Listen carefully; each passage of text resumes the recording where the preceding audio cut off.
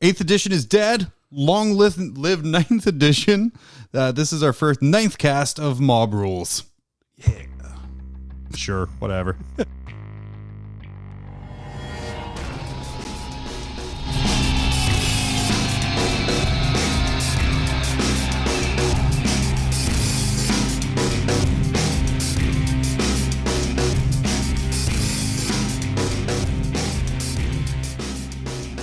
Wow, that was our usual professional intro. It's all scripted. All scripted, yeah. As it's often pointed out that we are a scripted podcast. Very much so. Welcome, of course, to Mob Rules. I am John, joined by someone who needs no introduction.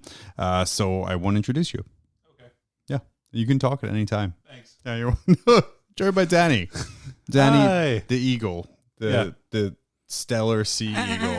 It's such a bad sound. I think like the thing I'm going to miss most about 8th edition and the lead up to 9th here is I have to repurpose the stellar sea eagle sound that I worked so hard to get. We really do. We really do. We got to repurpose that for something. What a couple of weeks. Dude, it has been. It's certainly been a collection of days. One over the top of each other. I know, in a kind of like a format that's followed by many people around the world. It sure is. It sure is. Correct. What have you been up to the last 2 weeks? Oh my God. It's been 2 weeks since we last recorded. It has been 2 weeks. Well, since we last recorded, it's been 2 weeks. It feels like forever. It does. Let's see. We played a game of 9th edition. We did. Yep. We did. That was dope. I painted a bunch of models. I also painted a bunch of models. Yep. I'm working on some more, finishing up some more Necrons. Let's see. I built some new terrain, so I'm looking forward to getting a bunch of terrain built and painted. Yeah, I'm pretty excited about that. You know what I need to do though? I want my board to be kind of jungly. Oh, which is different, right? Did you order a bunch of like the vine? I'm gonna go get some vine packs from the hobby shop, assuming they have them. If they don't, then I'll just order some. Yeah. I have one somewhere. I don't know where it is though. Of course, it's the curse of the hobby room. Of I have one somewhere. Yeah, somewhere. Other than that, just been wishing, dreaming, thinking. I did a pretty comprehensive write up for Comp 40. Well, not just for Comp 40K, but for everyone. Yeah. Anyone who wants to look at it, apart from you. Yeah. Yeah. You can't. No, don't look at it. It's not for you. No. My review is for everybody. Except douches. But my infographic got. If you don't approve of your review, then you will not be missed. You will not be missed.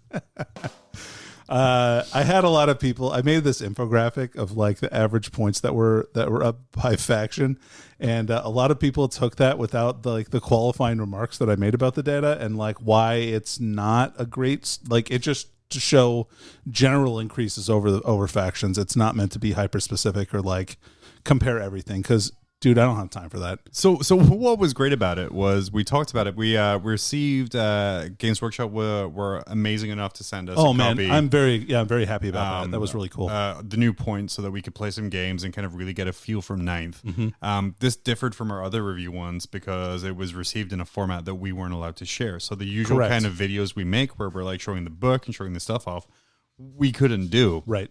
So I made a really sarcastic video saying that the Chaplain Dreadnought is dead. Thank God the Chaplain Dreadnought is dead. Oh man, let's talk about that video. Okay. That video was excellent. Oh, thanks, man. iMovie in like 30 seconds. Really? That's it? It literally took me like 4 minutes and to plug in a bunch as my son Chewbacca in the background just screams.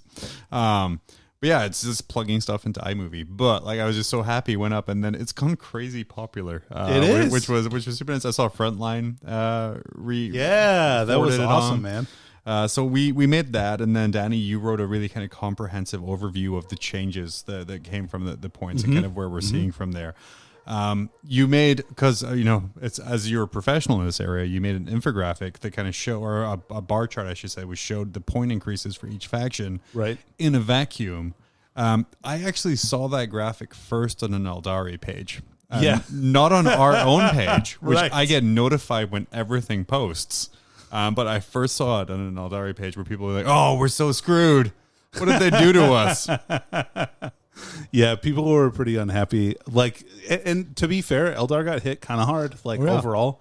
Even when you factor in, because like what happened to a lot of Eldar stuff is you have to, the war gear cost is included in the cost of the model, so it artificially inflates the number of like the amount of points that the units increased, because they were like Reapers are like 5 points or 7 points or whatever, right? Because they were just before, like every Eldar model was the same cost. It was the weaponry that changed it pretty much, right? Exactly, because you know the base Eldar guy is like a guardsman, right? So he's not very many points. But that being said, like when you add in the Reaper launcher, which was like 30 points, then yeah, their points changed quite a bit. But now, like everything went up. Like they probably went up like 10 or 15 to 20% overall. But they're still an okay faction. I think they're going to have a hard time, a lot harder time, I should say. Do you think even with, and we'll talk about this kind of later, like the changes to fly and kind of some of the board blocking you can do, I think that Eldar are going to be in a place where it's not necessarily a hard time, but they're going to be really list locked into what's going to be run. It's going to be real similar to how it is now, or how it was like in 8th edition, where like you had like maybe 10 units in the book that were good out of like 30 something. Yeah. And that was all that you saw. Now I think it's probably going to be maybe even less than 10 units. I think it's probably going to be like 7 or 8 units probably. Sure. So, but they'll be different. So we'll see how that all works out for them. Yeah. We learned about the magics of watermarking. That's right. That's right. Mark stuff, and that's why I like this episode is titled Watermarked. Because we've learned we've learned as we What's go. the EO stand for? Sorry. Oh, it's meant to be ED, but so I originally I wrote out kind of this like list of what we're talking about today, but my handwriting was awful, so my wife rewrote it in her kind of nicer handwriting. Oh, okay. And she just mistook watermarked as watermark EO, which I'm assuming is watermarked. Yeah, okay, so I'm assuming she thought it was just some kind of like Pokemon evolution, where maybe it's like watermark or EVE Online. Watermark EO, like extra original. I don't know. Was it like, are we talking about Colonel over here, or like what are we? Oh, secret herbs and spices. Did you know? This is completely aside, Probably nothing to do with Warhammer. Okay, but the official KFC Twitter account, only follows 11 people. The 5 Spice Girls and 6 guys named Herb. Oh man. Okay. 6 random people. I did Herb. actually know that. And that's that is awesome. just peak social media. Yeah, it's right really there. good, man. That's super good. But yeah, it was a really great article that kind of rounded up a lot of things. I know there's been like some super in-depth things. Sure. I had to laugh at the videos that posted on YouTube, other people who kind of produced the similar content to us, where it was like a picture of a desk and then a guy reading points. Well, yeah, he was just going through like the current codexes and being like, this changed to this, this changed to this, this changed to this. Gretchen, 5 points. Oh, you just had to go with like the worst one, right? 7 off the bat. points. 8. Poxwalkers, 7 points. Yeah. Which we could have done, but oh no, that sounds boring as hell, man. I want to be like, hey Danny, want to come over and have me film you reading a book for 2.5 hours? Hard pass, bro. Hard pass. But it's been a great couple weeks. There's been a lot of stuff that's come out. We have like a really good idea of what 9th edition is now. I think so. We got the FAQs that came out. We did. That little nurgly tree looking even better by the day. Let me tell you, I get real excited about it. Yeah. All right, to be fair. Okay. I was a little disappointed by the FAQs. I thought there was going to be more. I thought there would be a lot more. I thought the Supreme Commander would be added to a lot more things. Yeah. We'll have to see how that plays out. Maybe that is just going to be something that gets added in as more books come out. That's fair. It's weird that we have an entirely separate detachment for 3 models. Correct. 4 models? 3. Currently 3. Probably 4 with the Silent King. 4 when the Silent King comes out for sure. Well, hopefully. But like I said, it's weird. Like for me, if we're putting that in our main rule book, like it doesn't take a lot of time to add to an FAQ. Like gain this keyword for Farsight, gain Supreme Commander keyword, or something like that. There, and maybe they want to rework the models that are Supreme Commanders, like rework their rules so that they are more epic. Yeah. And maybe there would be like a book that comes out, like kind of a Psychic Awakening kind of style, like almost like the Kill Team Commanders, like supplement where it comes out, where it's like, oh, here's your Supreme Command book here.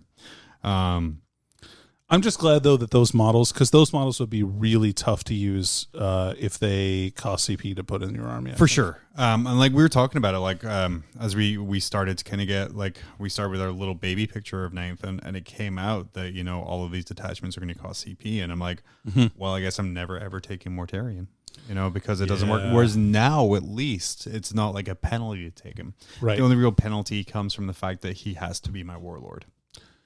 Yeah, and that's okay. So for Death Guard, not such a big deal.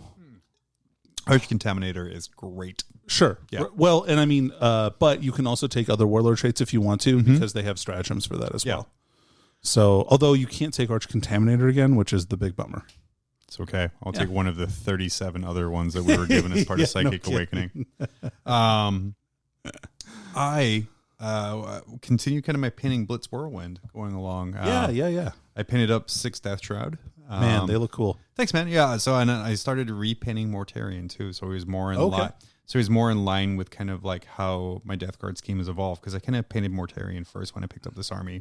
A lot of it was kind of picked up secondhand from someone who didn't want to play Death Guard anymore.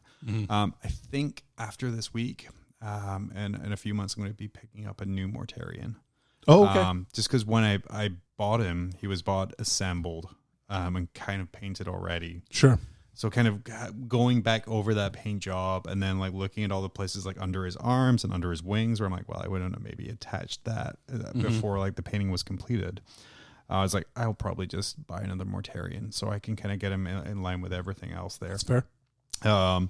Pinned up a couple of Plague Marine Sergeants for or champions, Plague Marine champions for our narrative games we're going to be having here soon. Very excited about that. Very excited. Holy cow. That crusade is in depth. It really is. So in Those depth. rules are so cool. I'm a little disappointed by the journals, though. I ordered us one each of the Crusade journals so we could kind of follow along and track and write stuff down. Probably give them away to one of our Patreons when we're done with it. Cool. Just our weird-ass notebook I thought would be like a good random gift. That's not like giving someone like a used tissue or something like that from somebody famous, is it? Oh, heck yeah. Yeah, it is exactly the same. I'm playing off our tiny, like, minute levels of internet fame. But one of the guys in our Discord, he works in one of the game shops, and he showed us, like, the inside of these notebooks. Oh, yeah. And every page is unit page, army page, which makes zero sense. Yeah, I'm not sure why they would decide to do that. So everything else is great about it, but I don't know why it wasn't like sectionalized there, but we'll make it work. Yeah. We'll figure something out. We'll draw like the ZS's or draw dicks on the page or something. There you go. Yeah, I like that. We'll call it good. Margin notes, my friend. Margin notes. There you go. Yeah. And we also saw Chapter Approved. Yeah. I'm so excited about that, and it's absolutely the right way to present that book. I'm excited that it's spiral bound. It's spiral bound. It is small. It's the same size as that General's Hand or the Age of Sigmar Ultimate book that came out last year. It has all of the rules in it, all the missions in it. Man, that's so cool. Literally everything I need in one book. It's like they listen to the feedback of I don't want to carry 30 books with me to the table. And now I don't have to. I need to carry my Codex, my Psychic Awakening, and the Chapter Approved. That's cool. And it's super, super rad. I'm really excited about that coming. Big same. Big same. What else have you been up to? Yeah, I'm just I'm not nothing really, honestly. I've been pretty. Did you kind of get together with a group of our friends from the Rogue Trader Network? Yeah, of course. Yeah, okay. Maybe last Saturday. maybe specifically last Saturday. Yeah, specifically. So we shot a video of the 5 of us. We have 2 of the Dangly Boys, Seth and Shelby. And then we have 2 of the members from the NZ. Yeah, sure. NZ 40 Shabal. 40 Shabal. Shabal. Because you don't pronounce the K. That's you pronounce the Z. It's like sherbet, guys. Just like sherbet with a K. Heck yeah. And we talked about 9th edition in general. It gave some of our ideas, how we feel about it. It was pretty good conversation, I think. It was pretty good. In the orc section, Seth turns off the lights because he wants to look emo and depressed. It works out pretty good. It was pretty great. Do you find the sad music on the board at least to play during that? No, I didn't. I was too shocked by his attitude and his demeanor to do so. But it was well played, my friend. It was well played. It's poor professionalism too. Just run a bunch of buggies. I think it's good. That's kind of I think that we're on a similar page for what I think the orc list that's going to be good. I have to say, as someone like when I got back into the hobby in 5th edition, after going away for like 4th, like my entire orc list was just like 7 trucks filled with boys. Heck yeah! And I'm kind of happy that that's kind of where it's going again. So my current list, is a war boss on a war bike. Was that the death trike? Or? No. I took a normal war boss on a war bike because he doesn't let your vehicles advance and charge, and that's fine. But he hits a lot harder than the Death Killer war trike because he's like strength 12 or whatever. So I've got him. I've got a mech boy with a custom force field, and then I've got 3 custom booster blastas, 3 shock jump dragstas, and 3 Megatrack scrapjets. And then 4 units of 10 boys and trucks with a power claw. Classic. And 2 units of 5 knobs in trucks with a power claw and a unit of 5 commandos. The only thing that would make it better is the old ramshackle rule, which got my trucks in your deployment zone whether you wanted them or not. Yeah. Usually when not, because that scattered ice always seemed like the trucks would move and then blow up in the middle of my army, and I'd be like, come on. And then the orc boys would pile out and it would be like, hey, we're here now. So back in 5th, I played against my friend who's playing Tau, and I deployed my trucks, obviously, long ways all along the line because you got your cheeky free turn movement. Right, of course. Right. So turn 1, he blew up 3 of the trucks. All 3 of them went straight to his line and then blew up, and then all of the boys jumped out like 6 inches away from all his dudes. And I'm like, oh no, and all of your shooting's gone now. That's the worst. Hilarious. But yeah, I think we're going to take a quick break. Yeah. And then we're going to come back and we're going to talk about our game of 9th edition and kind of our overall sure. thoughts of things, which are more important than everyone else's, including the Dangly Boys. Because we are more important. We are. We just are. It's our humility.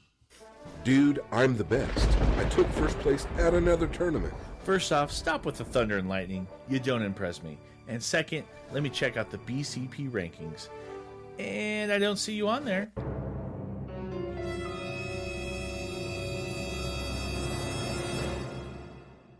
What? Your TO needs to download the Best Coast Pairings app and run events on it. After the event, the results are uploaded into BCP rankings, and the best part, it's easy and free. But I play multiple game systems. No big deal. The BCP app can be used for any game. A ton of events every weekend are using it, from major international tournaments to local stores. And now that it's available on Android devices, you're going to have some serious competition. There can be only one. BCP Rankings is a fun and exciting way to measure how you or your team stack up. No matter what you play, your score goes to an overall ranking. Or compete to be the best in a game, a circuit, a region, or the world. Download the app or visit www.bestcoastpairings.com for more info. Best Coast Pairings. Are you the best? And we're back. We are. All the way. I'm ready to talk about Danny. You and I, we got together. We had the rule set. We had the 9th edition points. So we pulled together 2,000 points of forces. We did. To play against each other in our first game of 9th. It was super fun. It was a lot of fun. I mean, yeah. I don't know if that's just because I haven't actually played 40K since March. It's possible, yeah. Same. Possible, but I had a lot of fun with it. So we did my Death Guard versus your Necrons, using some of the new models from the Indominus box. Yep. Tell me a little bit about your list and kind of the thought you went behind that. So first of all, I'd like to preface this that we did kind of have to make some gentlemanly agreements with how the rules interacted because of the new Indominus Necrons don't quite work with the current Necron book. Right. So we agreed that We'll Be Back gets done in the command phase, which, whether or not that actually happens, that's fine. It doesn't matter. But yeah, man. Because there was some really weird interactions that just didn't sort of make sense. Otherwise, if it was before the command phase, then like the reanimator doesn't really work. Right. Stuff like that. So, but I'm sure in like a month or something when Necrons get their codex, it's all going to be fixed. The levels of hype are just It's unbelievable. just like off the chart hype right now. If I could make a graph of it, I couldn't. It would be misconstrued. It would be on the bounds of the data. graph. Yeah. It would be labeled Danny's hype, and you would explain what the hype is in the body of the text, and then people would be like, This is what Danny feels about clubbing seals. His hype is huge. Do you remember the name of the mission we played? We played the one with the data ports. So it was mission 6. Yeah, that's right. I remember that. It was Vanguard deployment. Yep. Which they thankfully gave you real measurements for. So good. So for the actual deployment zone. However, the objectives, they don't. There was a little bit of math involved. Yeah. So we had to do a little bit of measuring and Something guesswork. I learned in this phase is place your objectives before terrain. Yep.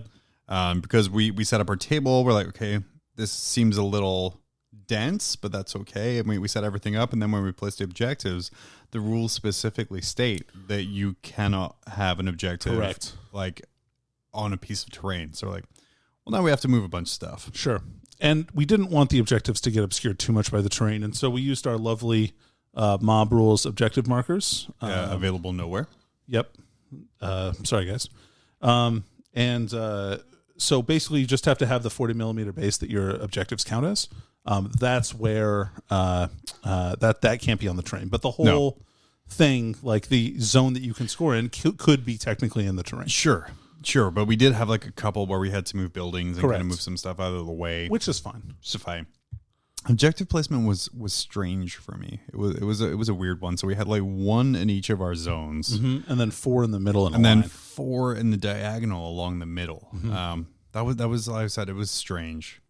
I know I struggled a lot with primary, kind of as we were playing, and I think one of that was I wasn't used to like that kind of objective placement.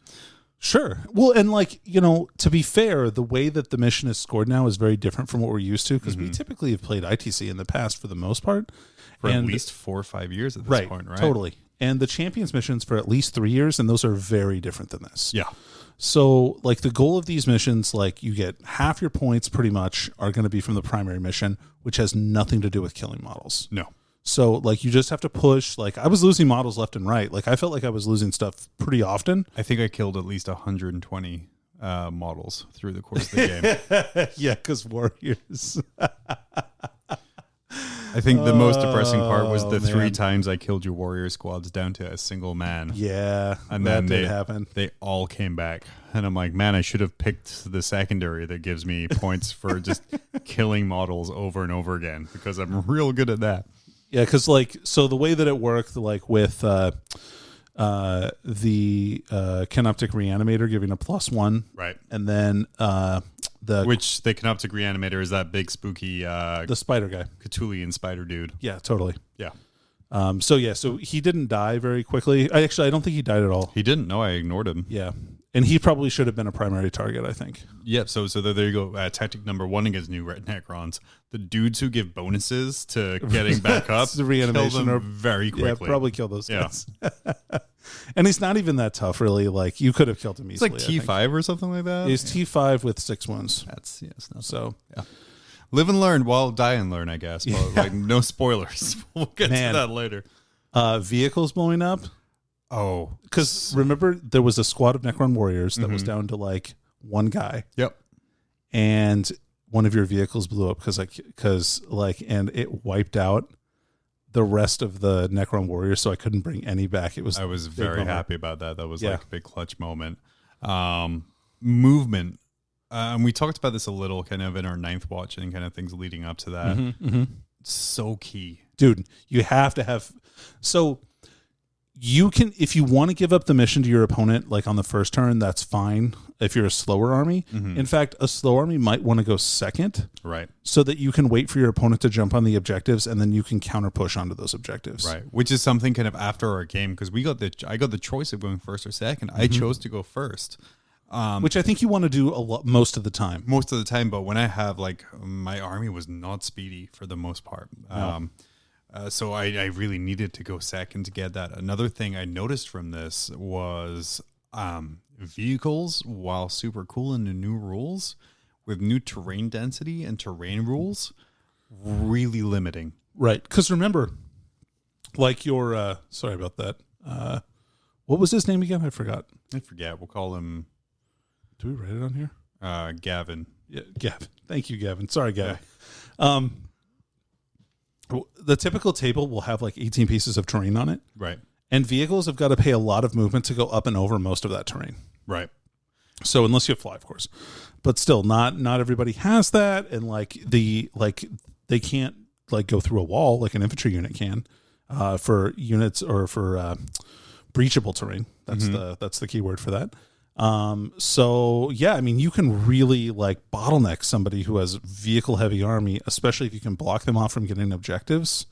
That's extremely powerful. So something Danny did really well in our game was he had 2 ghost arcs that he moved up to block off half of the objectives. Yep. And I just couldn't get through them with all of my heavy hitters ignored because of quantum shielding. And then all of my little hitters having to kind of redirect to take care of the mass warrior squads that were coming my way. Right. It made some real difficult target priority decisions for me there. And then when I have 3 plague burst crawlers, which are big, wide tanks, right? They are. that I had very few to 0 lanes of movement I could move in, combined with the blight haulers, which again, because they have to maintain coherency and move around as a unit. And are they on 60s or 80 millimeter bases? They're on 80s, I want to say. They're very large bases. Yeah, they're big.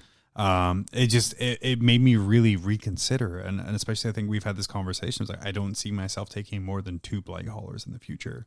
You mean plague burst crawlers? Plague burst crawlers, Yeah, because how limited I was for the movement, and not just kind of the movement of the tanks, but I would have to move the plague burst crawlers first to make sure that they could get in position, which then knock-on effect affected my entire army on how that could move. Right.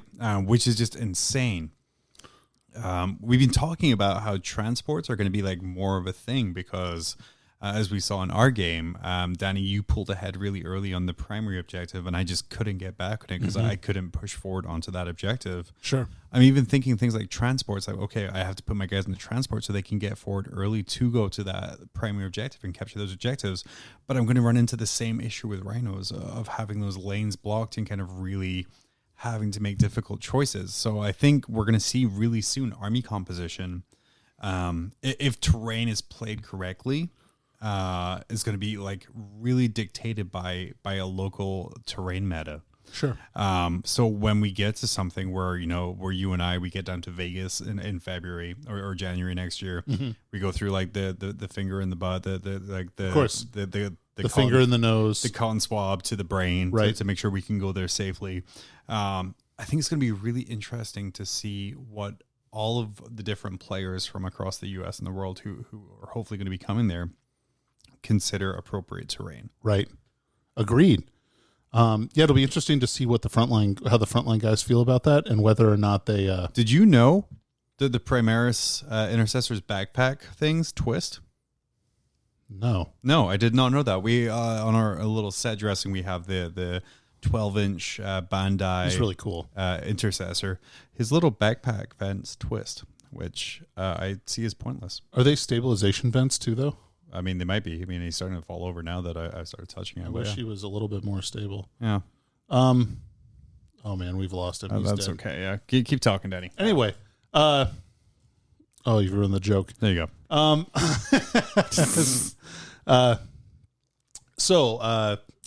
I think units and transports are going to be extremely valuable. I think you almost want these units to be your objective getters, right? Because it's an extra thing you have to kill to take somebody off of an objective. Sure. So that list that I talked about with orcs at the beginning of the episode, right? It has 6 trucks, all with squads inside. So not only do you have to kill the truck, but you also have to kill 10 boys, and you have to kill all 10. You have to kill probably 9 of the boys. Yeah, you have to kill 9 of the boys to get them to run away, because probably the last guy is not going to run away. Right. Which is huge. That's a big deal. And they'll they can all hold those objectives. So I think MSU is going to be really powerful in that respect. Right. Now with your list, right? During our game, your blight drone did awesome. That was a great unit. You should definitely take more of those. So my list for my 2,000 points, and this was using the new point values found in chapter approved. I had a blight drone. I had 3 plague burst crawlers, 3 blight haulers. I had a typhus I had a squad of 18 Poxwalkers, a squad of 15 Poxwalkers. I had a Malignant Plaguecaster who was my warlord. Yep. He had the Plague Weapon pistol relic. Yep. I had a squad of 18 Plague Marines with 2 Blight Launchers in there. A Plague Surgeon. I had the Bell Dude with the Relic Bell. And that was about it, I think. And the whole idea behind it was just kind of buffing the Plague Marine unit to just be an unbelievably tanky, great unit. Right. Just something that you would have a hard time touching. Which it was, because you killed, I think, 1 or 2 Plague Marines. I just didn't really shoot at it or try and interact with it. Because they were 5++. Right. Or sorry, 3+, 5++. They're disgustingly resilient, can be buffed to a 4++. I'm re-rolling 1s and 2s. Right, from the Plague Surgeon. From the Plague Surgeon, because I paid extra for the Sons of Mortarion, or Mortarion's Chosen Sons special Plague Surgeon thing. And there was a really great unit. I think it was a little too large. I will say that unit in 1 round of shooting wiped out an entire squad of 20 warriors. Down to 1 guy. Oh, down to 1 guy, which that 1 guy then died. To the explosion. Right. And like I said, it did a lot of work, but yeah, like the Plague Drone, I made some really good plays with that guy. He did good. He almost killed my my Scorptech Destroyer Lord. So that was pretty cool. So, I mean, I used a lot of the new stratagems from Psychic Awakening. So I was able to wipe out the squad of 3 Scorptech dude boys. What were they called? Oh, yeah, the Scorpok destroyers. Right. So the destroyers, I was able to wipe those guys out by popping the stratagem to change his Plague Spewers to 2 damage. Yeah, that was brutal, man. Which was brutal, and just it took the squad. And then something else I was able to do on my... Oh, that's what happened. Okay, that's right. He totally wiped out the destroyers, but not the Lord. The Lord heroically intervened into him and killed him, But it took him like a turn and a half to do. Yeah, he didn't do it in one go, for sure. And then another thing I was able to do to really put some hurt on things was I popped the extra 6-inch Plague Spitters stratagem on my Plague Burst Crawler. Yeah. Which was able to snipe out some stuff that you didn't think was going to be in range. Right. So like just brutal. Those guys are really good. And the benefit of the fly keyword this edition is so huge. It's really good. And that's something we saw in our game through your use of Ghost Arcs, through my drone, my Blight Drone, was just how key fly is. Yeah. Let's talk about some of the changes that happened in 9th edition. Both of us, I think, are safe to say very happy Overwatch isn't really a thing anymore. Yeah, me too. That sped up the game. Okay, so one thing to note about this game in particular is that we got through the entire game, our very first game of 9th. 5 turns. Yeah, in 3 hours. Like, without any practice, without anything else. So that's the standard round time of a tournament game of 40K, and we were easily done. We bullshitted. Like, it wasn't like a super hard and fast game like we were both playing to the max or anything. Like, right. I think you could easily have a 2.5 hour time timer on these games and get through that many. So yeah, we played relaxed. Yep. We both had model heavy lists. Yeah, for sure. Because I took 60 warriors in my list. Right, I had like 40 almost Poxwalkers. I had 20 Plague Marines. I had tanks, like everything. Yeah. We had model heavy lists. We didn't know the rules all that well. We stopped several times to look stuff up. Right. We bullshitted all the way through. We still made it through all 5 rounds in 3 hours. Yeah. So it's definitely possible to pull back. And like that speed comes from losing things like Overwatch, where does it suck a little? Yep. Yeah. Like as someone who mainly like does assault armies, it sucks. But me declaring a charge and then just instantly being able to do it instead of waiting for 3 hours for you to roll your aggressor dice, it was just so key to my enjoyment of the time. Right. Yeah, totally. It's not like you're just waiting for your opponent to blow you off the table with no recourse, right? Which is great. Right. And it was super good. Something else that came up a lot, vehicles, shooting in combat. Yeah, so we had a couple of cool interactions. We had a couple of like really irritating as shit interactions, but they're great. And it goes to kind of show it's a lot more tactical depth than just vehicle shooting combat. Right. So why don't you tell me some of the bullshit stuff you pulled off? Okay, so... Not that I'm bitter. Man, my Ghost Arc does really good in combat. Like, it does really well. It shoots 20 shots, rerolling ones, like at strength 4 -1 AP, which is pretty good. Right. I feel like, because, my army was Nihilak, by the way, because like that's what my army's painted as, and it worked out pretty good for what I was taking my guys. The other cool thing that I did, and I was pretty proud of myself about this, I charged, because I took Cesaris in my list, and I charged into combat against the last Blight Hauler. Which, by the way, 3 Blight Haulers, you weren't able to kill all of them in 5 turns. The whole game. Which is fantastic. Right. And partially that's because of the terrain. Like, I couldn't see them for a significant portion, and that's fine. But, man, I really had to work hard to kill each and every single one of those. Also helped that I couldn't roll under a 5+. Oh, man. They were saving like crazy. And that's fine. So I... I charged Cesaris into combat with one, right? But I kept him within 3 inches of my Crypto Thralls. Those are the little murder balls. Yeah. And so Cesaris has the Cryptech keyword. So he totally, he tried, he goes, okay, well, I'm just going to shoot crack rockets at Cesaris and a multi-melta. And I'm like, well, sorry, man. My Crypto Thrall is hiding behind this building that you can't see. And And also, I can't technically shoot at him because he's not in that combat. Right? Like the Crypto Thrall? Yeah, you can't shoot at him with your Blight Hauler. So I couldn't shoot at him because of the targeting rules and the Cryptech rule. Yep. So that's like a really great defense, and it's such a neat little play. Right. And like, here's the thing: it didn't feel bad on my end because I'm like, whoa, that's a really cool little rules interaction there. Like, was it irritating? Yeah, because I wanted to shoot a multi-melta into his face. Of course, and he would probably have died. Oh yeah, but no, I couldn't because of that there. So like, little rules like that are going to be just so key. Yeah.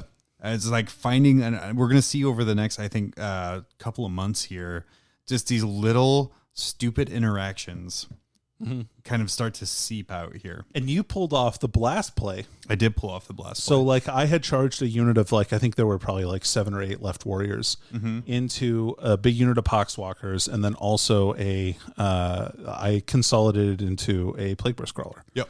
And so John's like, well, I'm feeling spicy. I'm going to declare my target of my plague mortar over here, and I'll declare the plague spitters into the combat. And I'm like, okay, John, we'll see if this see if this happens. And man, did he burn the hell out of me with those plague spitters, and like wiped out the whole unit of warriors, and then plague burst mortared something else. Right. Another cool interaction. You had a Necron Lord hanging back with 2 Doom Arcs. Oh yeah, the Doomsday Arcs. The Doomsday Arcs. He wandered a little further than 3 inches away from those guys, and I plague burst mortared him. And they were like, oh. And like the lookout sir rule is just, it's so... I'm so used to him just being totally fine, right? Right. Like I totally screwed that up. That was my fault. Luckily, he missed awfully and rolled, I think, like 1 shot, which of course that's what happens during that interaction there. Well, he got 2 wounds through, and I'm like, oh well, I better save one of these, and I did. Yes. So that was good. Yeah. So the story leading up to the saving is way better than it was like, and he got 2 through, and I saved them. Well, no, he failed 1, and I was like, okay, well, that's fine. As long as I don't fail both, because then he could die. Yeah. Like, so. What other kind of things did you get from our game there? Let's see here. So the terrain we talked about, that was a big deal. Secondaries were difficult to achieve. Secondaries were really, again, I think it comes from us playing ITC championship missions so much, where we're used to, okay, I got to max these out. And I think for me, when I was picking secondaries, I wasn't necessarily looking at what was best for my army. Right. I was looking for what is going to get me the most points. And you have to, I think you have to take both of those things into account. Like, what's my army good at doing? Can it do this? And can I get a full score out of this if possible? Like, or is it real? Like, what is the realistic amount of points for me to get? Right. And I think trying to shoot for secondaries that can score you 10 points is totally the way to go. Oh, for sure. For sure. I think that no one is going to get like 100 points. Yeah, it's going to be really hard. It's going to be super, super tough to get like 100 points every time. Oh my God, yeah. And especially kind of seeing the things coming out of the GT mission pack now, where things like Slay the Warlord are start at 13 points, right? Turn 1, and kind of get worse as the game goes on. It's really going to be for secondaries maximizing what you can get. And I think, as I said before, my big pitfall in this game, and one of the reasons I lost so hard, spoilers, is the primary mission is so important. It's really important. And you would also keyed one of your secondaries off of scoring the primary. So like your idea was like, all right, well, if I'm winning primary, I'm gonna get the secondary and I'm gonna max it out. Which, to be honest, from my years of ITC, that's kind of like how I thought. It was like, well, if I'm doing this, then I'll get this anyway, so I might as well do that. Right. Doesn't work that way. Yeah. You can double dip on some stuff, but it's not the easiest. No, it really isn't. I chose not great secondaries, or ones that I needed to be way more aggressive about. It's now a game much more about who's holding the center of the table. Sure. Or who's moving. Well, who's just holding those objectives, right? And right. like that's what's really important. And trying to push your opponent, like keep your opponent off of the objectives. That's the key. And it's sort of secondaries are truly now secondary. Yep. Which is a weird thing to say, but it really is just so important to just max primary and kind of do everything you can to max that primary. Yep. I agree. Your list. We even went past here. Like, kind of, what did you take? What was your thoughts behind what you took? That's fair. So I took a Nihilak battalion, and so I had Caesarus, an Overlord, and a Scorpok Lord. Mm-hmm. And then for elites, I had a unit of the Destroyers and the Canoptic Reanimator and the Crypto Thralls. Yep. And then I had, for troops, I had 2 units of 20 warriors. No, sorry, 2 units of 18 warriors. And then I had 2 units of 10 warriors with the new Gauss weapon. Right. And then for fast attack, I had a unit of 3 Scarabs, which were actually like great. Like they were really key for you. Like they got you, like you had like the new recon that you got from Mm-hmm. those guys a lot. They kind of just and they went and grabbed an objective. And because they're like the size of an ankle, like they're pretty easy to hide. I couldn't get line of sight on them at all. And they actually will. Since they have so many wounds, Mm-hmm. like they can probably stand up to some punishment. And then for heavy support, I had 2 of the Doomsday Arcs, and I had 2 dedicated transports of Ghost Arcs. Right. Did I have anything else? I think that's it. I think I was that. Yeah. Yeah. So man, those little murder bots, the Crypto Thralls, did so good. They killed both Typhus and your general in 1 round of combat. I made a calculated risk, but man, am I bad at math. Because I think I even pulled it back at one point. I'm like, I'm going to charge my Malignant Plaguecaster Warlord into these guys. These stupid heroically murder intervened balls. into me. I heroically intervened into you. Which, by the way, yeah, you can punch back when you heroically intervene now. Yep. But I heroically intervened because I'm like, I got to free up Typhus. This guy can probably do it great. And then it's like, oh, he whiffed all his hits. And he just died.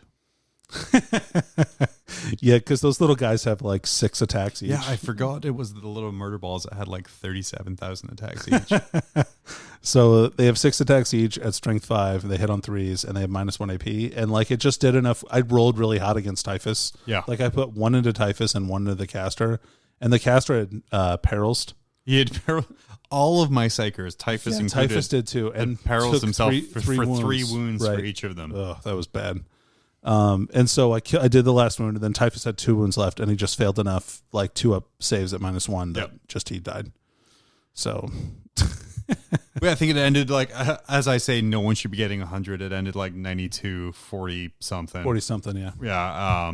It was like 45, yeah. Yeah, I think so. We're going to call it that. That sounds better than I remember, so we'll call it good. That obviously includes our 10 points we both scored for paint. Of course. Which I really love as a mechanic. I'm actually pretty excited about that. I hope that I want that to continue very much. I will say, like in our Discord, we've been seeing nothing but painted armies and Dude, painted units. And yes. everything looks so good. I'm so excited to go to a tournament and think like, man, I'm going to play against like three painted armies this tournament. Right. And like, if you look at it, like when we set up our table and we put pictures up on our Facebook page, and we had my fully painted Death Guard against your fully painted Necrons, it looked so good. Yeah, it did. It really did. And it added so much to it there. Holy cow. Hey, one more thing that I thought of during the game that I thought was important.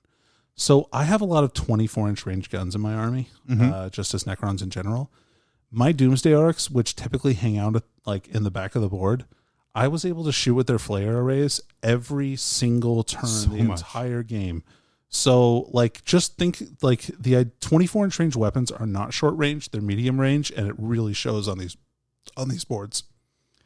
Absolutely. And they were quite fantastic. And you shooting in combat with like 20 stupid shots was... That's pretty great. That's pretty great. Yeah. That's pretty good. Don't charge Doomsday with characters. We're going to take a quick break and we're going to come back. And, we've gone through some of the worst characters in 40K. We're starting to amass quite a collection. So now it's time to rank them. Nice. And we're going to get like the order that we can add to. Do you like cookies but want something more British? Buy biscuits. Not like those you have for gravy. British biscuits. For dunking in your British tea. Stiff upper lip guaranteed.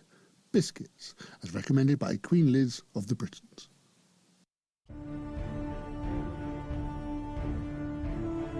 The worst character in Warhammer 40,000 ever. Oh man, now that I actually hit the right button to start recording... Yeah, we can go on that there. So we have a continuing series coming from a place of mostly love. It is. Apart from Drago, where we're talking about the worst characters in Warhammer 40,000. We want to thank all of our listeners. We got a ton of suggestions coming in about different characters that they want covered. Yeah. A lot of 30K characters coming in, but that's okay. That's okay. The universe is a big place. And some of them are still alive. Well, in our hearts. And in our bodies. So we've done 4 of these segments here. Yep. So we need to start kind of ranking them to kind of get like a best of the worst, shall we say. So when you say best, John, do you mean that he is the actual worst? Or do you mean that he's the better of the worst characters? Yes. I think what we're going to do, so we have, for the benefits of people watching at home, I have this beautiful whiteboard behind me here. It is. It's very beautiful. We have... it's the most beautiful whiteboard. It is. It's the best. I only have the best whiteboards. I have all 4 of our current best or our worst characters. We have the Avatar of Cain, Kato Sicarius, Caldor Drago, and Thazar, the Chud Lord pirate douche. Man, don't even get me started about that guy. My God, not that I'm showing any kind of bias on this vote here at this point. But I just kind of want to rank them, and then we can kind of, as we go on, move and add and put people around. So I think number 1, so we're going to go like 1, 2, 3, 4 on our list here. You want to throw me a pen there real quick? Yeah, no problem. We're going to go like 1, 2. Red for power. Red for power. So like 1, 2, 3, 4, Hey, and then let's do a 5. we'll do a 5 Because, I want to drop people off of this as we get further on, right? People will absolutely drop off this list, and we're gonna get our top 5. Oh yeah, I kind of going just to see who it is, because there's a lot of terrible stuff out there. Mm-hmm. So let's place some people here. Let's start with our favorite and most recent, our Avatar of Cain.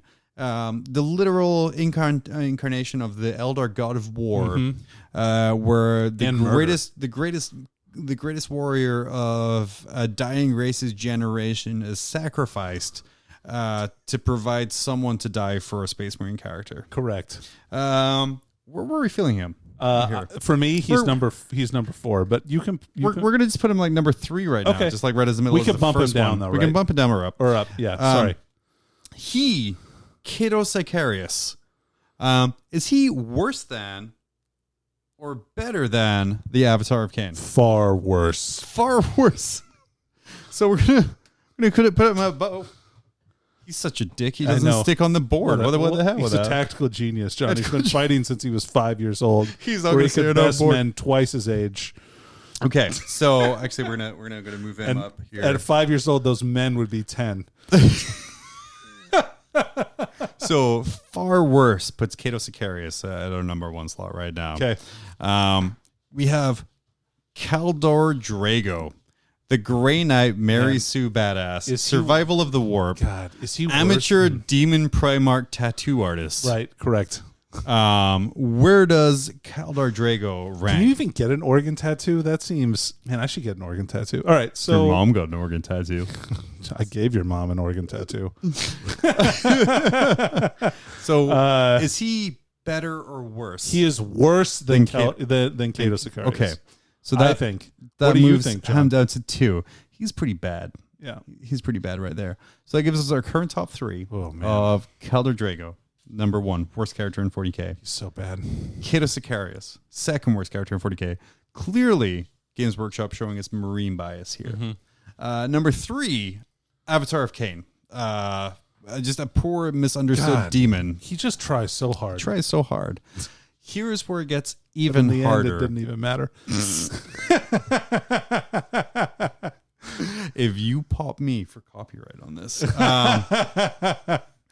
we have the literal worst character in Warhammer 40K. The original. That's the first original. one we did. This was the first one we did. This is Thazar. He is the Necron robot dude who woke up early, decided to be a pirate. Self-stylized pirate. He is the Captain Jack Sparrow of the 40K universe. And if I can think of like a single worse thing to describe someone as, he's the Johnny Depp of 40K. Ooh, man, that's tough. So, do you think he has a robot parrot? He absolutely has a robot parrot. It's like it's one a scarab. of those, yeah. It's like a robot scarab that just hangs out on his shoulder. Hell yeah. Hell yeah, we have to make this model yeah, now. Dude, I knocked over an I'm intercessor because I'm so... Whatever, rest on the dice bag, you're good. So, we're going to go from this. We're going to go from the bottom. Is Thazar, the douchebag Necron pirate, worse than the Avatar of Cain? Yes. Yeah, 100 times yes. We're going to move Avatar down to 4. Is Thazar, Necron pirate, Johnny Depp enthusiast, Necron scarab parrot wearing... I'm assuming he's Squeaky. Squeaky. I'm gonna shoot. He doesn't have like a peg leg. He just doesn't oil his joints, so it squeaks whenever he walks. Oh man, I could paint it rusty. Heck yeah, just one leg, one rusty leg. Is he worse? Stanky leg.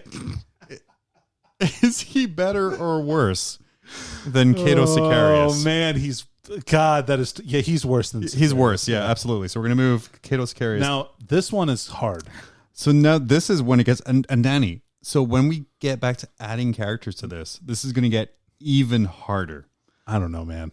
So we have Thazar, Necron pirate, greasy, rusty-legged, scarab pirate, scourge of the 7 warps versus Caldor. I know the Primarch's real demon name or test tube name. I'm assuming he just yelled out, "Hey, X1C7." Yeah, I was like, "Hey, specimen number 7."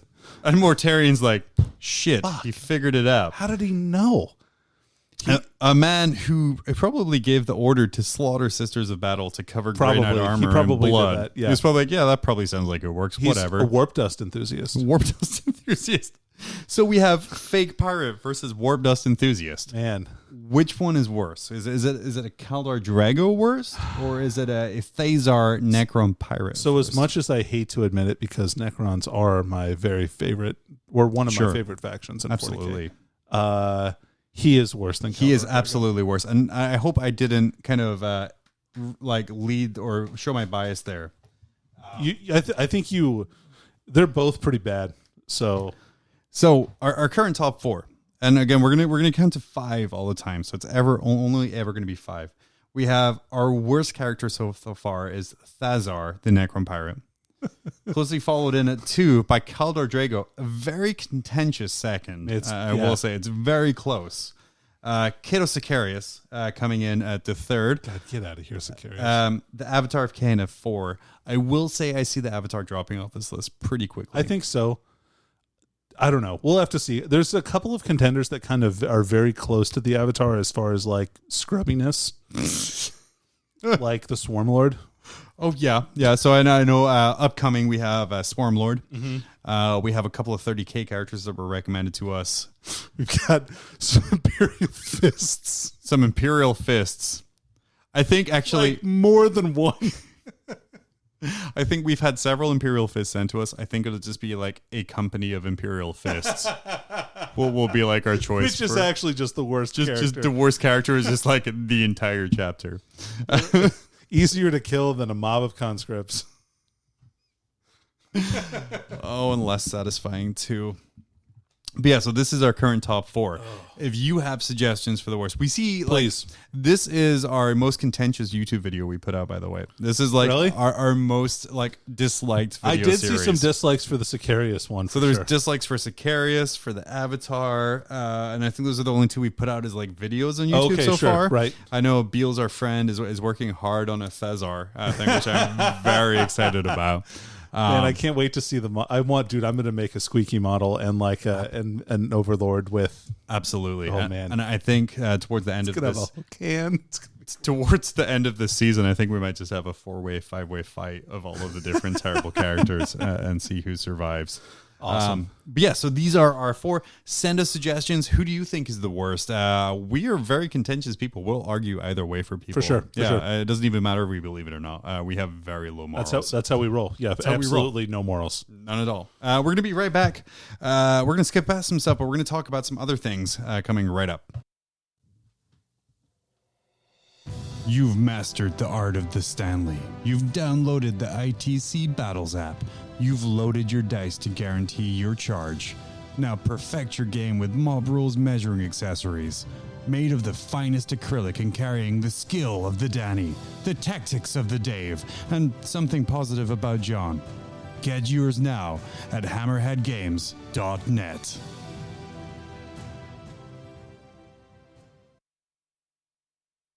All right, and we're back now that I actually turned things on. Hey, I want to reuse this sound just so we got some more use out of it. Okay. Ninth Watch with the Eagle. And by Ninth Watch, we mean Ninth Tactics, because we're kind of going through a series of tactics for Ninth Edition with new armies. Like, everyone's going to play different. And we went through this kind of last segment where we talked about our game that we played. And about kind of like all of the different things we have to look at now. Every army's playing differently. Correct. So we're starting.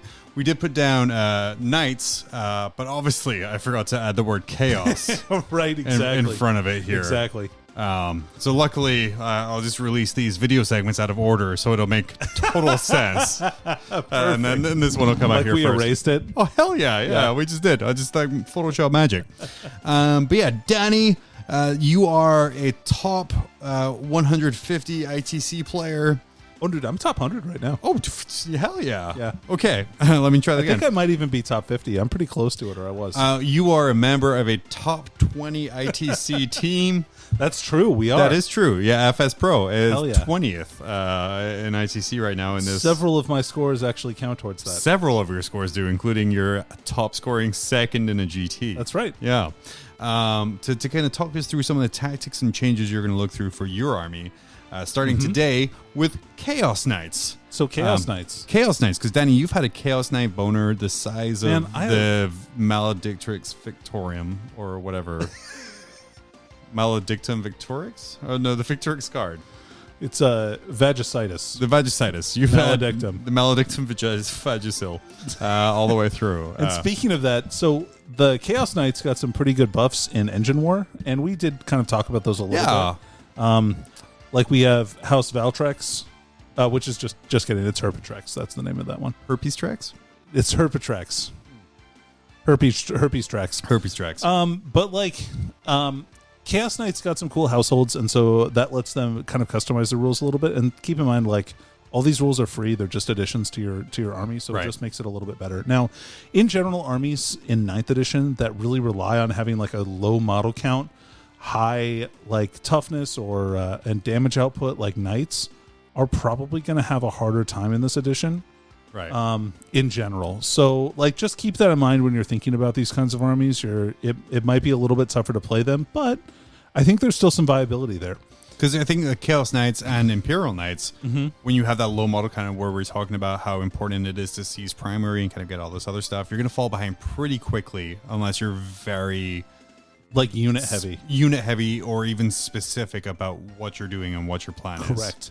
So, like, I think in general, Chaos Knights are more about denying your opponent kills and, like, or not denying your opponent objectives or secondaries, like, if you can, and then just getting as many points as you possibly can every single turn. So, there's several there's several units and stuff like that I think that really help Chaos Knights. I think one thing that is super overlooked right now is War Dogs. Okay. And like those, so those are the armor level knights that the Chaos Knights have. I would take those over the normal knights like almost all the time, I feel like. Well, why do you think that is? Is that kind of more like the bodies over? First of all, it gives you more units to take objectives, so you can run onto objectives fast, because War Dogs are fast. They're movement 14. And if they're infernal, you can take D3 mortal wounds and boost its movement 16. And from what we've seen from the missions that have come out in the book so far, 14 inches gets you pretty much in every objective on the board. 14 right? inches gets you into a lot of places, John. I wouldn't know. Me either. I'm 10 inches shy there, buddy. Oh, all right, so Walker movement boy over here. So I think it's really important to concentrate on that. The other advantage that the War Dogs have is they actually are, their line of sight is blocked with the obscuring terrain, Right. whereas the big knights aren't. So the big knights can be shot at through the terrain, but you can't shoot back at people, which is the big bummer. So like that's going to be a tough pill for a lot of people to swallow, at least initially, like not being able to shoot through that terrain.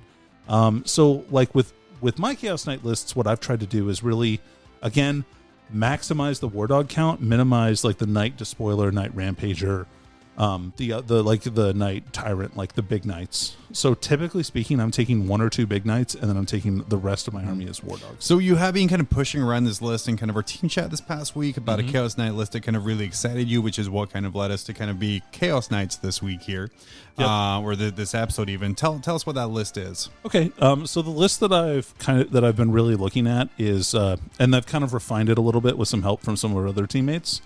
I'm going to take a Knight Despoiler as my Warlord, and that just be like my big tough unit that kind of sits back, and he'll be my Warlord, and I'll try and give him like the permanent 4+ invulnerable save or whatever else. And he just kind of like sits in the back table and shoots. So I've given him a pair of, I've undecided whether it's a pair of Avenger Gatling cannons or if I just want to do one thermal lance or thermal cannon, Right. and one Avenger. So between those two. And then I take 9 War Dogs. You said the Little Knights, the way to go. Yeah, so I've got 2 Moriaxes with the twin lightning cannons, 2 packs of I guess it's 10. I think it's 10 War Dogs. So you're right now promoting a Chaos Knight army list that has like 11, 12 models in it there. Yep. So it's 2 Moriaxes with lightning locks, 2 of the ones with the siege claw, and then 5 or 6 of the War Dogs with a thermal lance, and the and the chain glaive. And so basically the army kind of is pretty aggressive and like gets in your opponent's face and tries to stop them from holding objectives, while the knights the little knights that can kind of shoot a little bit better kind of hang back. In addition, if you play something like House Chromentus, they have a stratagem called Encircling Pack, which lets you outflank for 1 command point a unit of War Dogs. So Which that can be is 3 War Dogs. Really great considering that we see kind of the everything can outflank everything can reserve rule that we have right now. Yes. Where it's with like 3 to 4 CP to outflank them, and we'd have to wait until turn 3 to bring them on into kind of the spot you wanted them to. Exactly. And so they all come on close together, but that's okay because it's just like a show of force, and they can come in from the opponent's board edge on the second turn. So if your opponent doesn't screen out very well, you can really hit them where it hurts. And since it's a stratagem that gets used during deployment and not during the list building phase, you don't have to do it if you don't want to. And so it's kind of like a haha surprise, like these guys are outflanking now. Which can kind of throw your opponent off a little bit. So you say this list here, it wins by just being uber aggressive. Yep. Even if you lose guys at the start, as long as you keep pushing up towards those objectives and holding them, like that's what really counts.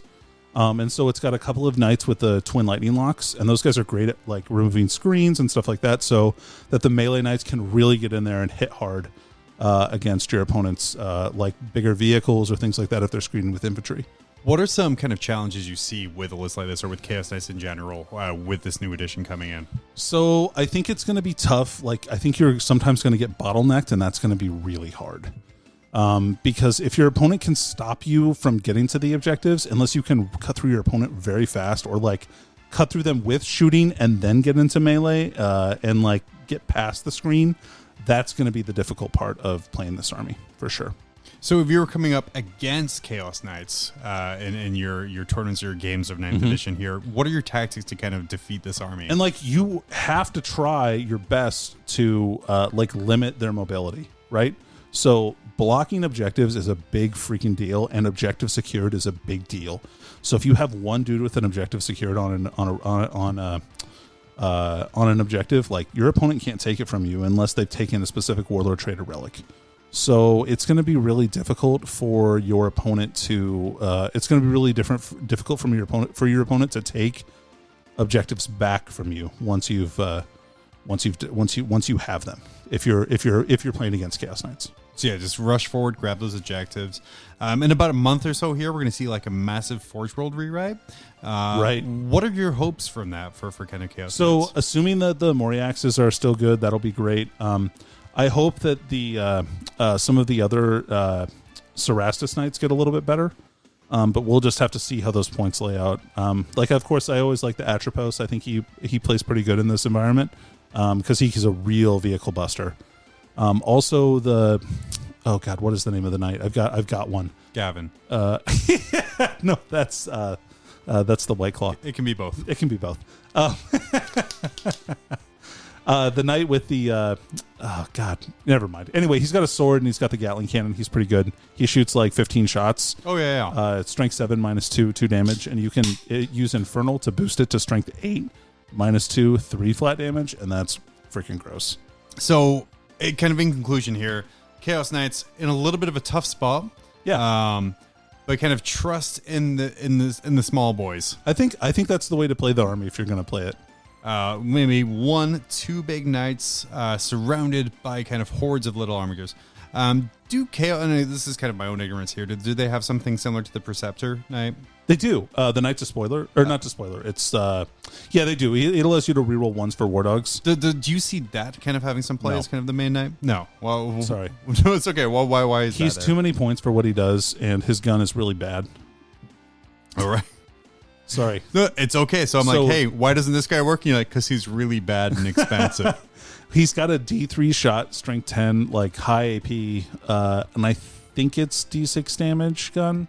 Oh, and man. So you know when everything is random, it's just going to be real bad. It's going to be real bad. So you can take a relic on him to get 3 flat shots and minimum 3 damage on his gun. So you almost have to take the relic on him, which precludes him from taking a bunch of other really important stuff. So not great. But yeah. So real quick faction focuses on kind of 9th edition and kind of things to look at to make your army battle ready. Obviously, Code of Pain is the first part here. Absolutely. The second part for Chaos Knights, the rule to win, War Dogs.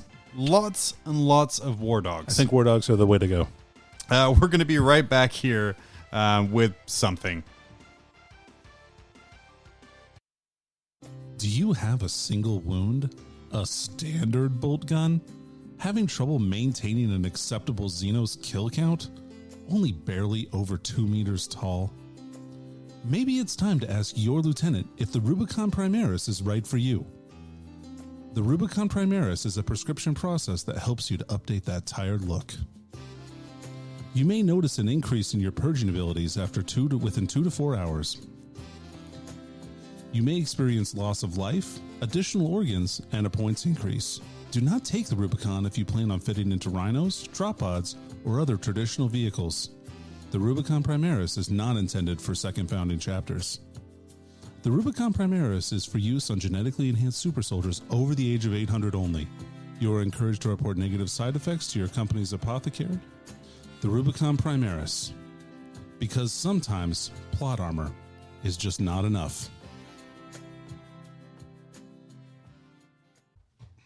Oh man, we're back. We are again, back. man. So back. What a bumper episode! When I list stuff out, it's way too much. Well, you know what? We give the people what they want. We do. Well, no, we don't. We do the don't. opposite. We keep recording. People keep saying stop. Like stop. Please stop. My wife, your wife. Yep. Same. Our families in general. I mean, the people who make it through the first 3 minutes and 54 seconds of our YouTube videos. True. Which is, I think, the average time. Oh, who knows? But anyway, we're back for more. We are so back for more. We're here today to talk about Crusade. Crusade. We are running a little long tonight, and we also came up with some really cool ideas of things we want to do for this in the future. Yeah, hell yeah. So we're going to kind of condense it a little bit here, and Danny is going to explain to us kind of the Crusade system, which for us, which is weird because you're like top 100 ITC, top 20 ITC team, frequent RTT winner, frequent GT runner-up. You are kind of like, this is a very casual game mode. So, but this is like my absolute favorite way to play the game. Like for real. Casually? Yeah. No, and I like narrative campaigns. Fair, which may seem weird. Like I also like competitive stuff, but I really like playing narrative games. I think it's like, especially when both of our armies are painted well. Like that makes the game so much better. And your army is painted well. Oh, thank you. But yeah, so Danny and I, as part of kind of our podcast stuff, and then as part of the growing realization that Danny is like the only person outside of my family that I interact with in any regular basis. That is true. Sadly very true. Yeah, I was like thinking about that. I was like, outside of my family, I think you are the only person I see on any kind of frequent basis. But we're going to start playing a lot more games, and we're going to be using the Crusade system to do it. We're going to be playing power level. Yep. And we're going to be advancing our Necron versus Death Guard story. Correct. To kind of get going there. And I'm very excited about it. I'm so hyped. Because I made my list, like, and I sent it to you. I was like, here, this is what I'm thinking about for my list. And then after I did that, I looked around and I saw like these pile of like Power Fist, Plasma Gun, like play champions. Yeah. And I'm like, oh, I need one of them. Oh, I can take those guys and they don't cost any extra than just a bolt gun champion. It's free. It's free. Yeah. So, which is great. I think that stuff is really cool. It adds flavor to your units. It's nice to have a couple extra toys to play around with. Of course, playing Necrons, I don't get anything like that. No. Yeah, after I send that, I'm like, wait, Necrons have 0 upgrades. So I probably shouldn't send that. It's fine. So when you start your Crusade Force, the very first thing that you do is you choose your faction, right? Right. So it's like Chaos, Imperium, Eldari, Necrons, whatever. So check. We got that done. All right. Next, you make your order of battle. And so the order of battle is like the pool of units that you'll initially be able to draw from for your games. So these all start at 50 power level. You build 50 power level worth of units. I don't think there's very many restrictions on that. No, it's very hard to do, though. I was surprised like how hard it was to restrict to 50 power level. So I did it pretty easy. I just took the contents of the Indominus box, and that added up to 48 power level. And then I'm going to add another Scarab Swarm. So I've got 3 units of 3 Scarabs. Right. And then for me, like I looked around and I'm like, I've just painted up 6 Death Shrouds. I'm like, oh, cool, I'll take those. But those are like, if I took all 6, 22 power level. Yeah, and I'm like, dang. I can't have half of my available force be 2 units of Death Shroud. What you could do is take 1 unit for like 11 or however much, and then kind of grow it later, right? Yeah, you can actually add to them later on for sure. But in fact, you can even add to them initially if you want to. But I've been burned in previous narrative stuff where we're slow growing things of going like too specialized, too heavy, too early. That's fair. So what I picked, I have a Chaos Lord because I have that rad Chaos, and this is kind of my thinking behind stuff, by the way. Sure. I have that rad Chaos Lord model from really cool. the Japanese Death Guard set. I picked a Malignant Playcaster because hell yeah, you got to have a Psyker in there. It's Death Guard. They hate Psykers. Plague Marines. Got to have those guys. They are actually power level wise ridiculously cheap. Yeah, they're pretty low power level. So like they're 7 power level, very fluffy for a 5-man unit. To increase that to I think 10 is like another 3 power level. Oh wow, okay, that's pretty good. So it's like 10 power level for 2 units. And that's because the Plague Marine squad at 5 can take all those special weapons. Right. That's why they cost 7 to start with. Right, which absolutely makes sense. So I have 2 squads of Plague Marines. Each is exactly the same. I have the champion with a plasma gun and a power fist. I have 2 blight launchers. I have 1 plague flail, and then 6 bolter guys in each squad. And that's both squads exactly the same. And then I have a unit of 20 poxwalkers. Okay, those guys are pretty cheap. Like pretty ridiculously cheap, actually. Sure. And then I have a blight hauler. Plague Burst Crawler, sorry. Oh, cool. Okay. Just little vehicle action, yeah. Little vehicle action gives me a little bit of indirect fire support. That's true. and kind of fill the gap that I didn't really have. The big surprising thing for me was that Terminators are so expensive. And They're very expensive. Everything I want to do. Oh, I have a Plague Surgeon too. Nice. Just kind of like hang around beside the Plague Marines. But yeah, Terminators are like 14 power level for 5 Blight Lords. Dang. 11 power level for 3 Death Shroud. And like, I get it because the Death Shroud, like they can intercept so much damage for my characters. The Blight Lords, kind of going off of what you were saying, they have so many weapon options. They really do. They have like a ton of different options. I totally get it. But trying to find a way to kind of get 20, I was like, oh, maybe I'll take Mortarion. But 24 power level. Maybe later, John. Maybe later, John will take that. But I wanted to take kind of a nice random thing. The only thing I'm sad about is I didn't fit a Demon Prince in. And I was really tempted to kind of take out the Chaos Lord and the Malignant Plaguecaster to take just one Demon Prince, because the Death Guard Demon Prince I have is like just... He looks really cool. He looks great, and I love that model and his stupid kind of bloated chin sack thing. I love it, yeah. But later, like that's going to be like testicle chin. A later edition for sure. But that's my 50 power level forces. The tank, 2 units of Plague Marines. I built it in a way that it works as a battalion. Okay. Because I feel kind of that's a good starting point for any army. Fair enough. So the first thing that we get, in addition to the 50 power level of units to create your order of battle, you also get 5 requisition points. Okay. So requisition points can be spent on a bunch of different things. Like you don't start with a warlord trait on your warlord. Oh. How do I acquire Arch Contaminator? You spend 1 requisition point, and then that character gets that warlord trait. So which is great, right? You can also spend 1 for a relic. You can spend 1 for a specialist reinforcement, which allows you to take one of your stratagems on a character for free. Oh, wow. So, and that lasts the whole campaign. So once you spend that, it lasts the whole campaign. So for like my Plague Surgeon, if I want to do like the Sons of Mortarion reroll 1s and 2s. Yep. 1 reinforcement point, whole campaign, I'm good. Yep. And also you're going to have to pick your, like your sub faction. So like you'll have to pick like your Death Guard house, and I'll have to pick my my Dynasty. My dynasty for Necrons before the game starts, and that'll be noted on the roster.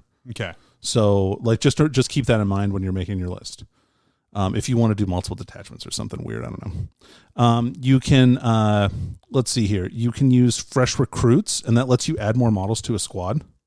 Okay. So, like, if you want to have like 15 Plague Marines in one of your units, you can spend 1.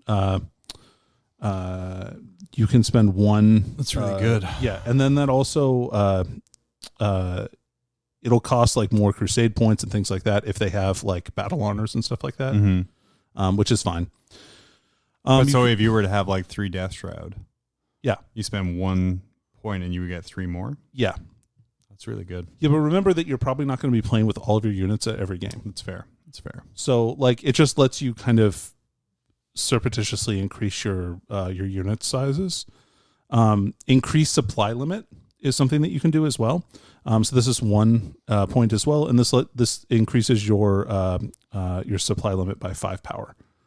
So you'll be able to play with 5 more. You'll be able to 55 power level. You'll be able to have 55 power level. Yeah. And then you have rearm and resupply. This lets you change a unit's equipment. That's really good. And then you have repair and recuperate, which lets you get rid of a battle scar. Okay. And then there's psychic meditations, which lets you change your psychic powers. Oh, because that's locked from the start. Correct. Ooh, that's spicy right there. So you gotta choose good ones. Oh man, Cloud of Flies. No, it's a stratagem. Shh. It's fine. I know what I'm doing at Death Guard. You can also spend 1 requisition point to add a warlord trait to a character. So it's not just your warlord; it's also other characters. So I could have both characters could have. Even if they're not your warlord. So it looks like out of the bat for me, I'm spending like 3 requisition points on like the warlord trait, a relic, and then making my Plague Surgeon permanently reroll 1s and 2s. Sure. I'm not really sure what I want to use with mine yet. For me, I think I want to keep a bank of them. Like I could spend the other 2. I definitely want to keep at least 1 in the bank to get rid of a battle scar if I acquire one. But I don't know. I might just spend them all and just kind of. I was going to say I freeball. Definitely need to hold back for battle scars. I want some battle scars on my units. Oh, you do? I do because I think it's fun. Yeah. But it's a really in-depth system. And I know kind of like looking through the stuff, one of our listeners Matthew has started one with his wife, like a campaign, like everything he went through.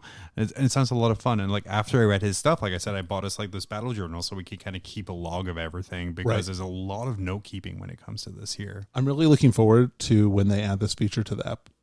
Yeah, like a digital tracking. That'd be awesome. Yeah, that would be like super, super cool. The app, of course, available yesterday.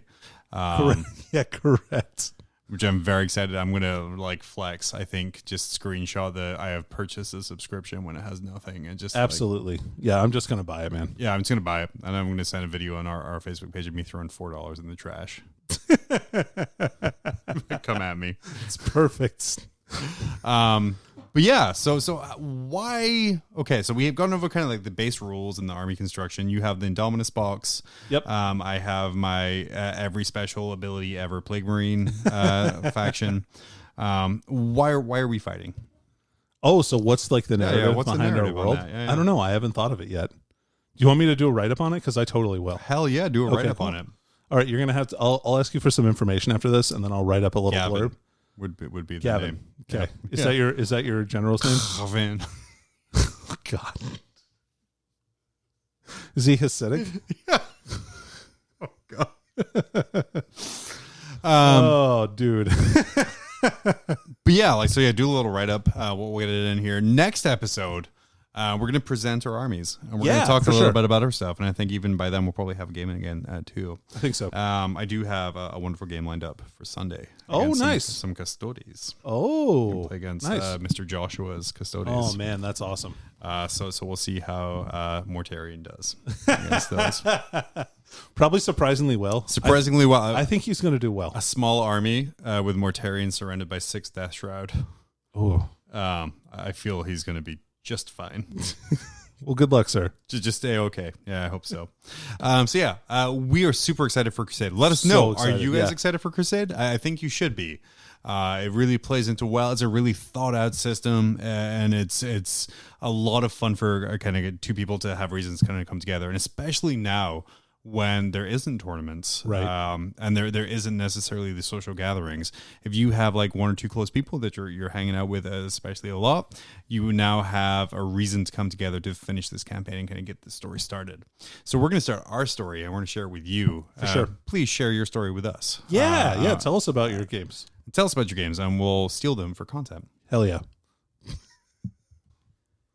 Oh man, we're back, which can only mean one thing in this one time that we've done this segment. Yeah.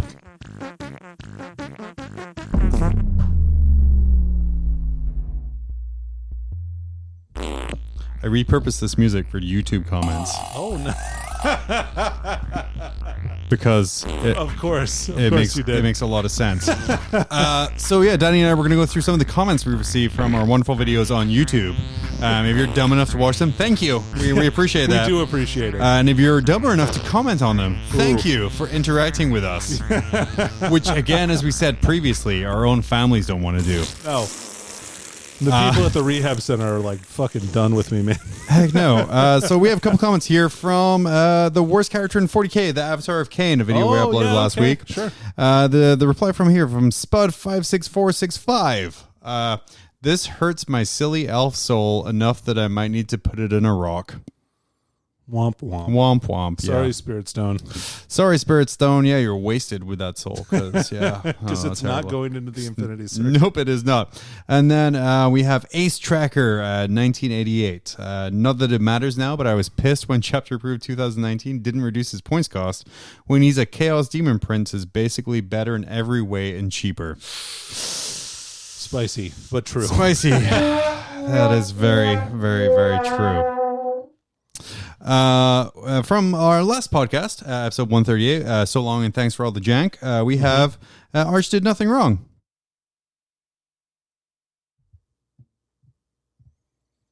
From our favorite 8th edition memories, we have, again, Spud coming back in and commenting, I think my favorite single memory in 8th edition was early on having a Shadow Sword pop off and do 89 wounds to one very briefly confused Moloch. See ya. And he said, there's no kill like catastrophic overkill. That's true. I agree. Nice job. That's a lot of wounds. I obviously very maturely responded with, that Moloch is now a fine paste. Or mist. And he said, Paste, I think that poor fellow went from solid to vapor. Yeah. Or maybe even plasma. He jumped to at least one state of matter. Fucking sublimated him. And then on that same thing, for our favorite 8th edition memory, someone replied with "Thank you, mistress." No, thank you, mistress. no, just no. we're gonna go more away from that. Saying goodbye. All right, agree to disagree. Speaking of popular videos, we did release our Chaplain Dreadnought video. Oh man, what a fantastic piece of video! Art. It was art, and it did receive quite a few replies here. Prolapse Panda, which for one, okay, hold on, great name, great name, just great YouTube name right there. I said he was buying more recast out of spite. They could have killed a robot and no one would have cared. A rowboat, but no one would have cared. But the mighty Chappie Dread, you kidding? Death of an icon.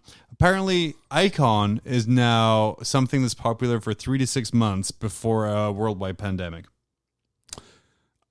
I thought an icon was just an upgrade to a Chaos Space Marine squad. That's fair. Yeah.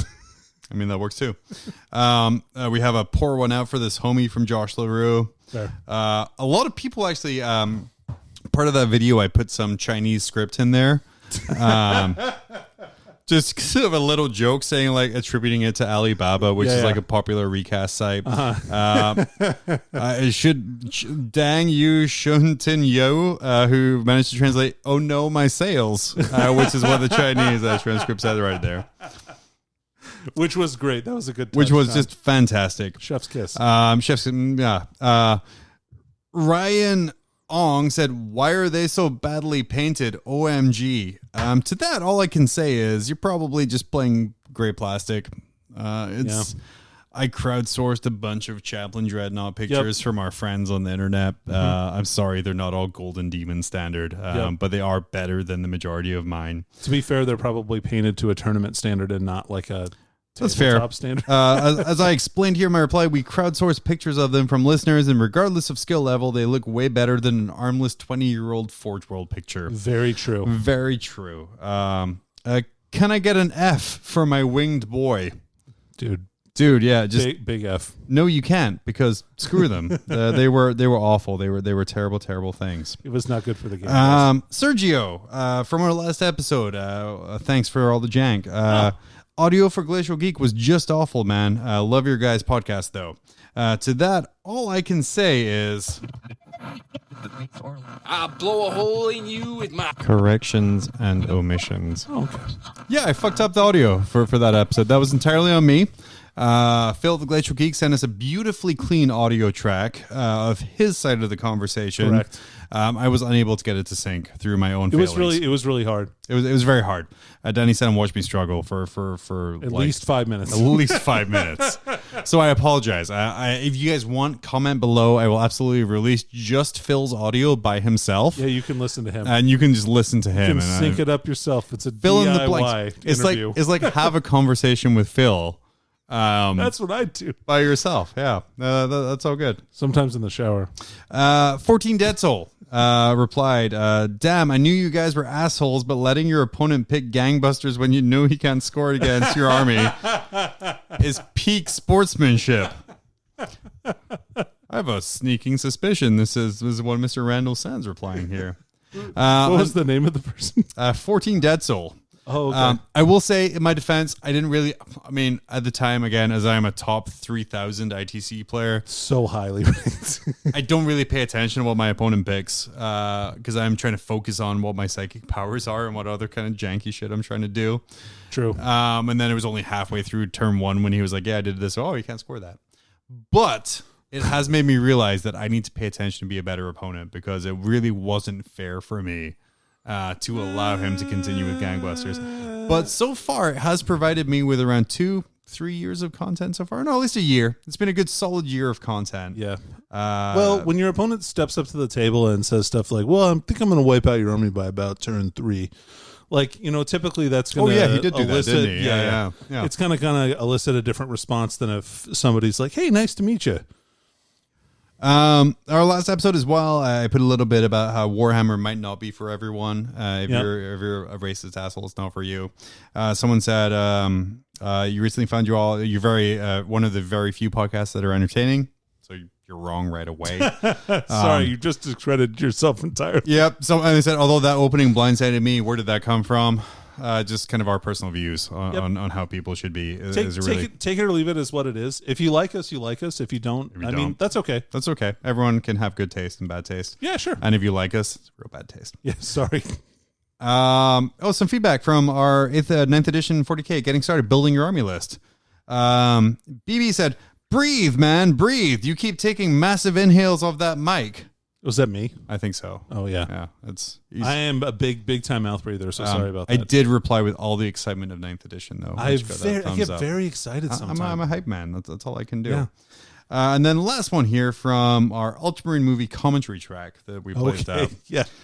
We had like 3 or so split into different parts. Don't watch them. They're not great. So we have please watch them. Please. Yeah. Give us those YouTube cents. We're like, just, yeah, I need to buy that 3-year-old eBay plastic from a 20-year-old model. He just said, I just realized Abnet's Crozius is basically what the new Judicar Hourglass is. Oh.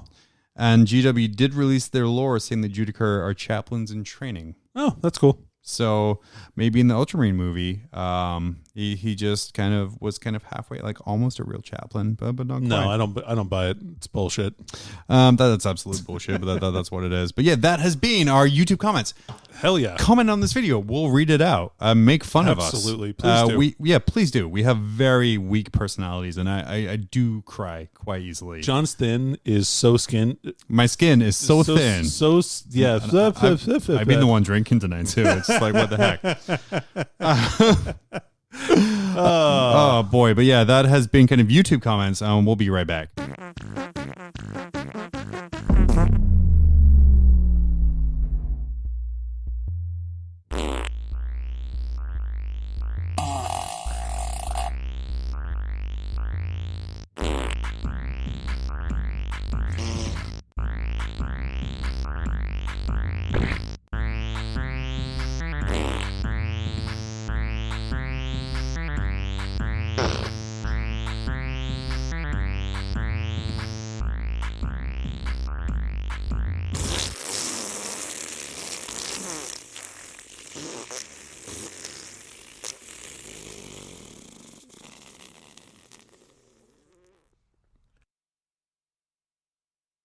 Oh man, so I'm so excited for this, Annie. I'm not even recording video of this part here. This is just going to be like our little segment. Also, I've done like a bunch already, so we're good. Okay. Hey, we have a Patreon where we beg for money from people who are stupid enough to listen to us. It's amazing. Yeah, Mob Rules. We're an adult content thing, though, so you can't find us by searching easily, apparently. That's fine. We probably don't deserve it. But if you just want to message John or I would be happy to provide you with a link to it. Heck yeah. Heck yeah. But we do grant lifetime access to our Discord to anyone who is stupid enough to give us money. Yep. And so even just $1. Even just $1. So we're going to go through some of the stuff that's happened in our Discord in the past 2 weeks and reuse this amazing music. Hey, Voltinus teased us by telling us that he won a game by being tabled before getting a single turn. Man, that's great. And then absolutely refused to explain how. But then he did. Did he? Yeah. How did he do it? Oh, so the guy he played against wiped him out with by cheating. And so the judge came over and DQ'd his opponent, and then he won the game. Beautiful. Yeah, it's amazing. Landers gave us the lowdown on Chapter Approved 2020, as well as kind of the puzzling layout of the Crusade journal.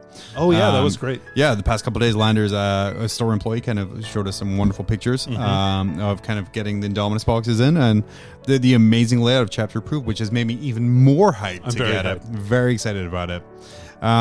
Seth lived in a world where a grot costs 5 points. And he was very sad about it. He's very sad, as we all should be.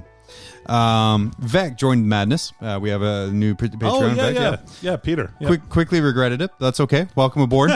Sorry, man. Sorry, man. Sorry, not sorry. One of my favorite channels in that Discord, the Salt Mine. That's a good overflowed with just hatred for Indominus scalpers. Jumped down those guys really, really quickly. So I saw a guy like partying out a box on like a 40K trade sale group for like a good price too. I thought they were reasonable, but people fucking got livid Just about it. Destroyed him. Yeah, he had like 200 comments or something like that, and most of them were like, "You're a fucking asshole." And Yeah, stuff like dude, he wanted what $125 for the Marine hat, something like that. It was pretty reasonable for what it was, and you could buy the pieces individually. Yeah. That was with everything added together. Yeah, give me a break. Tion 135 started their crusade campaign. Nice. And kind of told us about it, and he shared a kind of a narrative, kind of bolter porn story he wrote behind the whole thing, which turned out to be like super good. It was pretty good. It was pretty good. I was excited about that there. And then also our hobby channel. We have a hobby channel in our Discord. Gangbusters. It is the single best hobby channel in any Discord ever. It is the most supportive, productive, amazing group you could ever find. I'm very happy about it. Yeah. Very happy about it. Every single person pretty much in that channel is going to have a fully painted army at all times because of like the amount of effort they're putting in there. Which is awesome. Which is awesome. And that is kind of our Discord and highlights. Mm-hmm. It's been pretty good. And exactly the same length of two of those tracks that I just pushed through. And you can join our Discord anytime by, again, donating to our Patreon. Yeah, just donate and then cancel. That's fine. If you cancel, if you leave, you don't go away. Like, that's way too much. Like, we're not gonna. I don't even have time for I don't even edit this podcast. I'm really going to go through our Patreon list and figure out who is still. Yeah, no.